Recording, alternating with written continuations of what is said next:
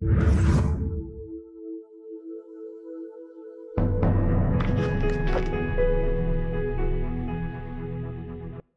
لله وكفى والصلاة والسلام على عباده الذين اصطفى أما بعد فأعوذ بالله من الشيطان الرجيم بسم الله الرحمن الرحيم فصل لربك وانحر وقال رسول الله صلى الله عليه وسلم صيام يوم عرفة أحتسب على الله أن يكفر السنة التي قبله والسنة التي بعده صدق الله العظيم।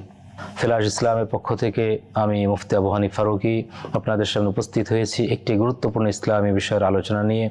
আর আলোচনা হলো জিলহজ মাসের প্রথম দশকের রোজা বা বিশেষ করে আরাফাত দিনের রোজা সংক্রান্ত আলোচনা নিয়ে। আল্লাহ রসুল সাল্লাল্লাহু আলাইহি ওয়াসাল্লামের ভাষ্য মোতাবেক যে সকল রোজা আমাদের জন্য নফল কিন্তু অনেক ফজিলতের, তার মধ্যে অন্যতম হলো জিলহজ মাসের প্রথম দশকের রোজা, অর্থাৎ প্রথম জিলহজ মাসের প্রথম তারিখ থেকে নিয়ে একেবারে কুরবানির আগ পর্যন্ত 10 তারিখে আগ পর্যন্ত যে রোজা, হাদিসের মধ্যে আল্লাহ রসুল সাল্লাল্লাহু আলাইহি ওয়াসাল্লাম এর অনেক ফজিলতের কথা বলেছেন। এই জন্য আমাদের উচিত হবে আমরা যারা সুযোগ আছে যাদের, তারা আমরা সকলে প্রথম দশকের রোজা রাখার চেষ্টা করবো ইনশাআল্লাহ।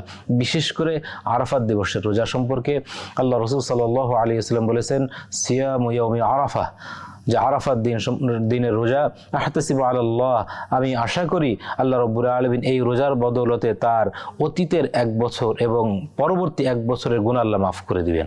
এই জন্য আরাফাত দিবসের রোজা আমরা সকলে রাখার চেষ্টা করব। বিশেষ করে যদিও এই রোজা না রাখলে গুনাহ হবে না, কিন্তু এর ফজিলত অনেক বেশি, এই জন্য উচিত হবে।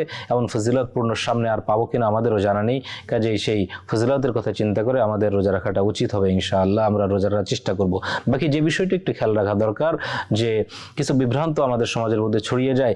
আরাফাত দিবস কি মক্কার যেদিন আরাফাত দিবস সেদিন আমরা রোজা রাখবো, বাংলাদেশে যেদিন 9 তারিখ, যেদিন বাইতুল্লাহ বা মক্কা ওখানে যেদিন হজ হয়, অর্থাৎ মক্কায় যেদিন 10 তারিখ সেদিন হলো বাংলাদেশের 9 তারিখ আরাফাত দিন। এখন আমরা কোন দিন রোজা রাখবো, অনেকে এই বিষয়টা জানতে চায়। যে সেটা হলো আমাদের বাংলাদেশ অঞ্চলের জন্য যেই দিন আরাফাত দিবস সেই দিন আমাদের রোজা রাখতে হবে। কেননা প্রত্যেকটা অঞ্চলের জন্য রোজা রাখা বা ইসলামী বিধানের সঙ্গে ওই অঞ্চলের সৌরজগৎ বা চন্দ্র যে হিসাব অনুযায়ী ইবাদতের বিধান হয়ে থাকে। কাজেই আমাদের দেশে যেদিন আরাফাত দিন আমরা ওদিনই রোজা রাখবো, এবং পরবর্তী দিন যেদিন ইয়াউমুন নাহার কোরবানি দিন সেদিন আমরা কোরবানি করব। কাজেই বাইতুল্লাহর সঙ্গে মিল রেখে যে 8 তারিখে আমাদের বাইতুল্লাহ যেদিন 9 তারিখ, 9 আরাফাত দিন 9 তারিখ, ওই দিন আমাদের বাংলাদেশে হবে হলো জিলহজের 8 তারিখ। ওই দিন রোজা রাখলে ওটা আরাফার রোজা হিসেবে গণ্য হবে না, ওটা জিলহজের প্রথম দশকের রোজা হিসেবে গণ্য হবে। কাজেই যারা শুধুমাত্র আরাফার রোজা রাখতে চাই, আমরা বাংলাদেশের হিসাব অনুযায়ী আমাদের দেশের কোরবানির আগের দিন যেই 9 জিলহজ, সেই 9 জিলহজ আমরা রোজা রাখার চেষ্টা করব।